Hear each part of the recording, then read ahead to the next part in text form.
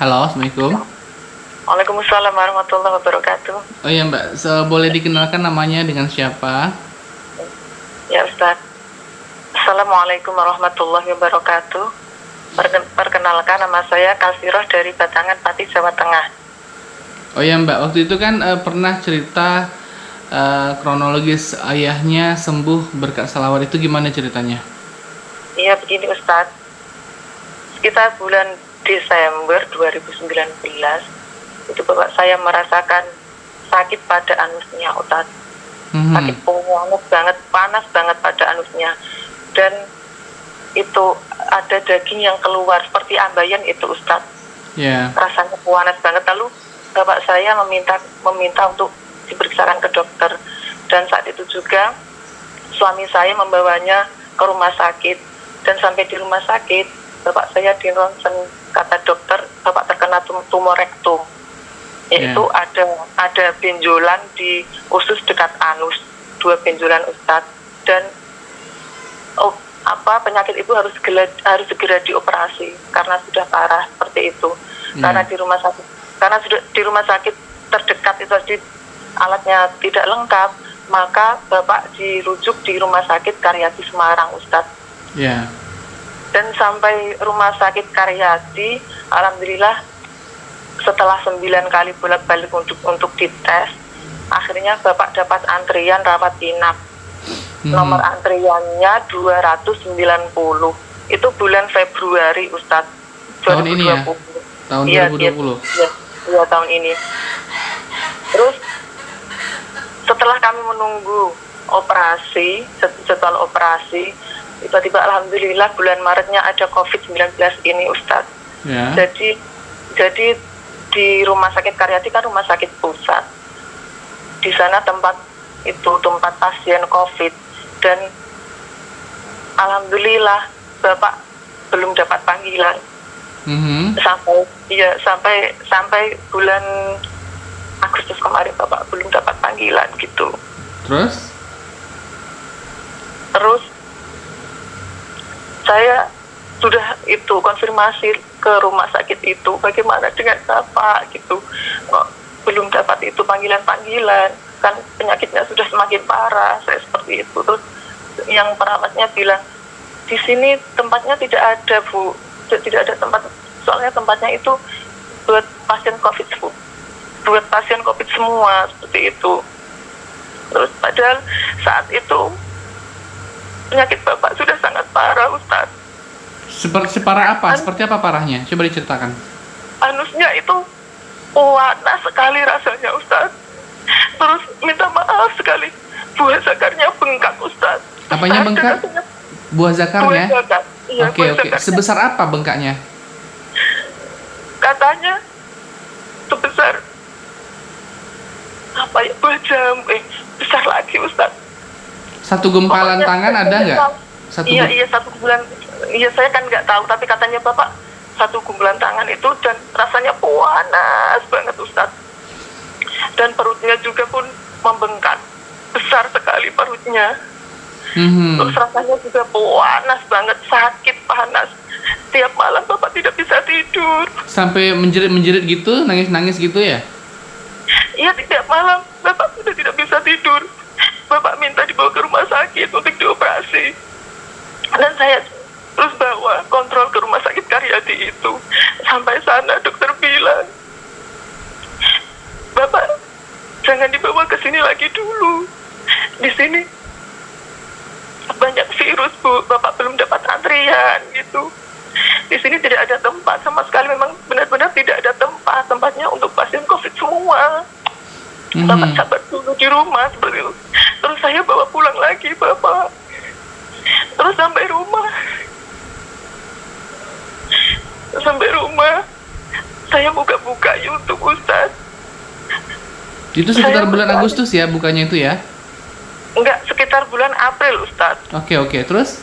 Bulan April saya buka YouTube, saya mencari cara pengobatan penyakit dengan cara Islami, dan alhamdulillah saya menemukan itu channel Ustaz Nasrullah tentang Garputala itu Ustaz. Beliau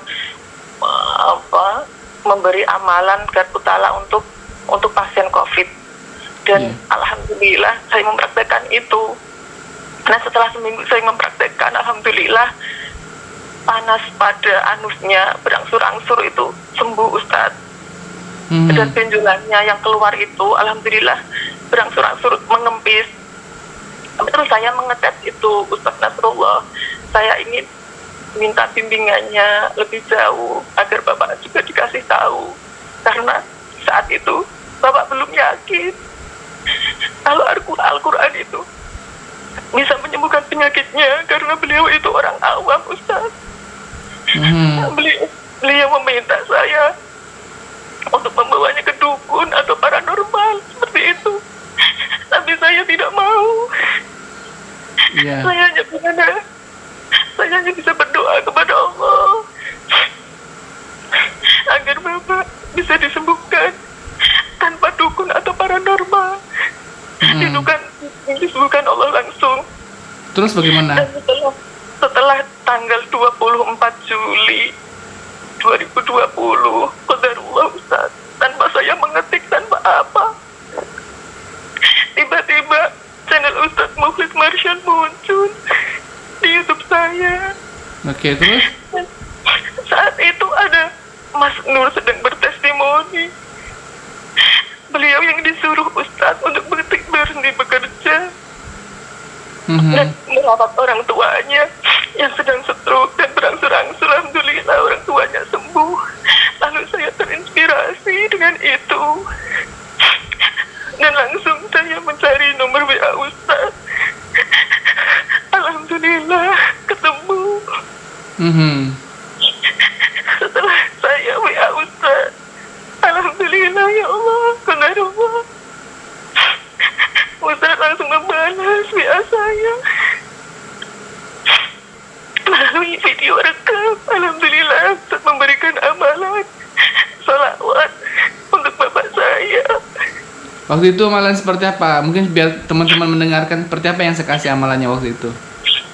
Ustaz menyuruh saya untuk menyiapkan air di dalam galon, lalu menyuruh membacakan surah Al-Fatihah sebanyak 7 kali, lalu meniupkan ke air.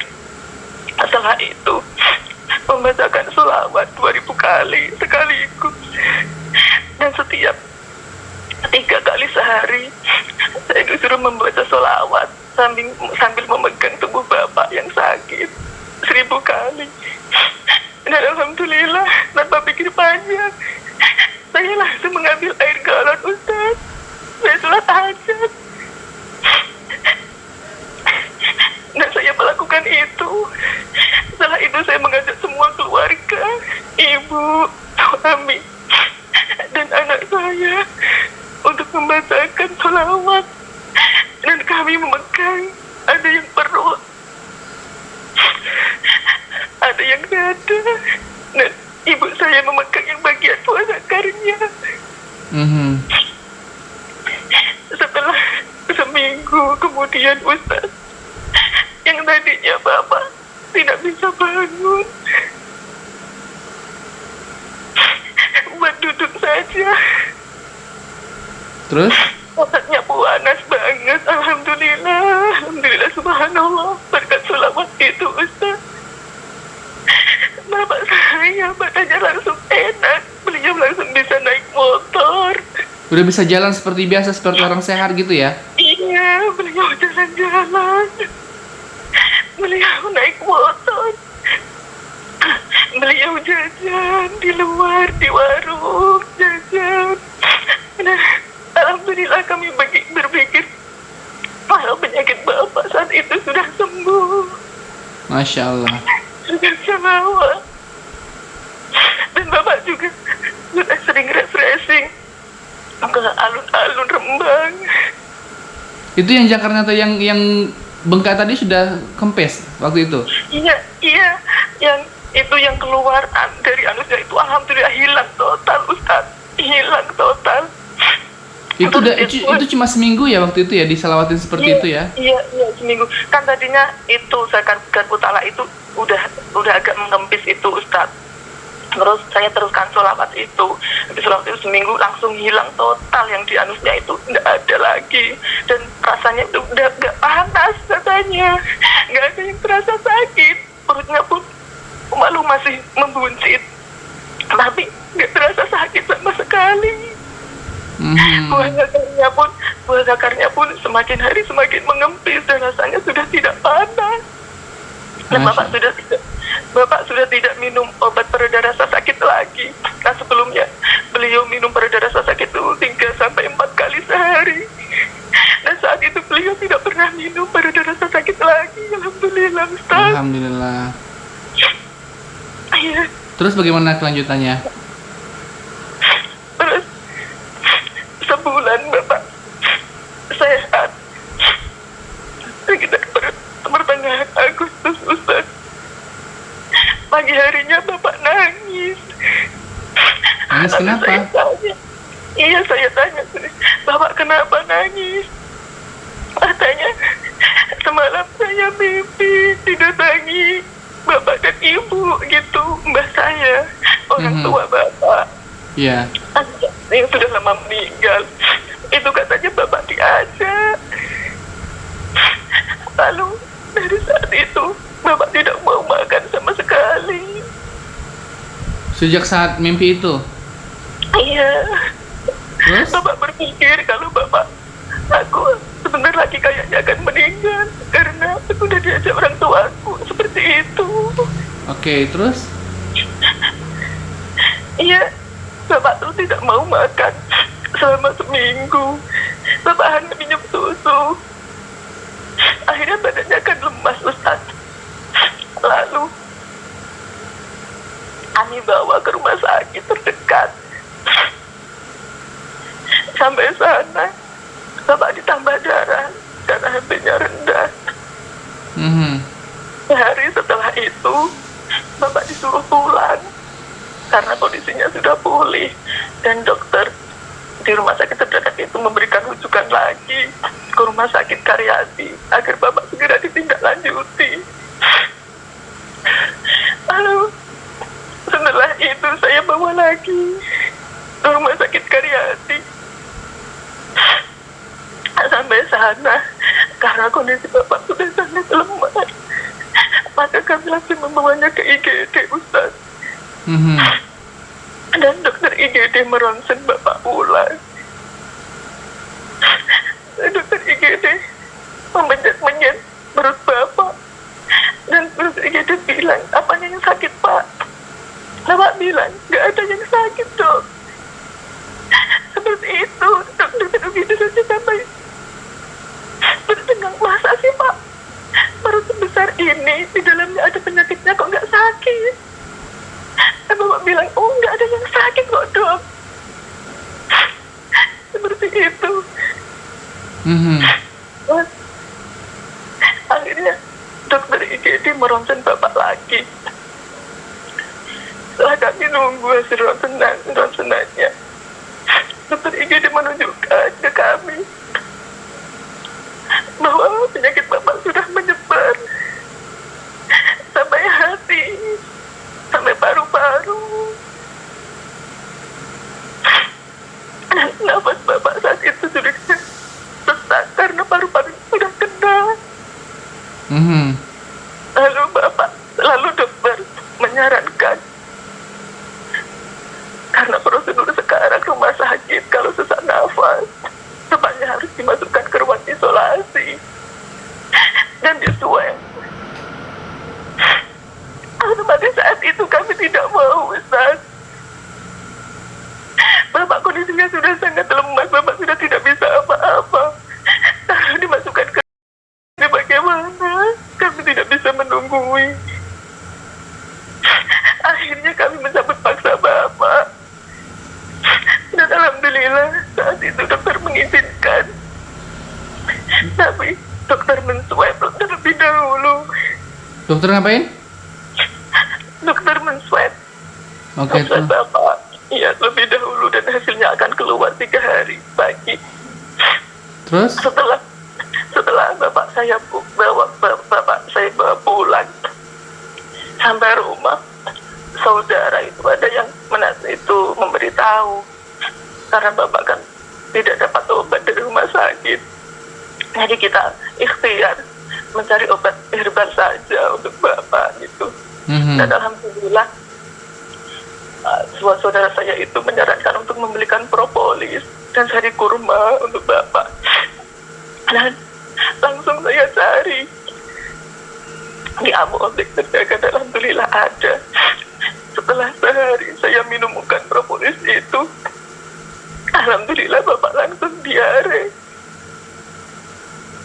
Dan perutnya yang tadinya itu keras, alhamdulillah gembur itu Ustaz. Dan malamnya, paginya ya, Bapak cerita kalau tadi malam saya bermimpi seperti itu. Katanya beliau didatangi dua wanita cantik, dan wanita itu bersayap besar. Terus? Mereka memakai pakaian hijau dan kuning dan membersihkan kotoran saya. Dan membersihkan kotoran Bapak. Terus? Ya, kami menganggap, ya Allah, alhamdulillah ini pertolonganmu ya Allah. Semoga walaupun dokter mengatakan bahwa penyakit Bapak saya tidak bisa disembuhkan, tapi hanya Engkau yang Maha Penyembuh. Kami mengira Bapak akan sembuh. Dan besok harinya lagi, pagi harinya Bapak cerita lagi. Saya bermimpi lagi. Katanya didatangi kiai-kiai memakai jubah putih, Ustaz. Para kiai itu membawa air di dalam botol dan semuanya membacakan Al-Quran dan sholawat dan memberikan Bapak untuk diminum. Terus? Kami senang sekali. Kami pukul 8 pagi, saudara saya yang bekerja di puskesmas memberi kabar Bapak saya hasilnya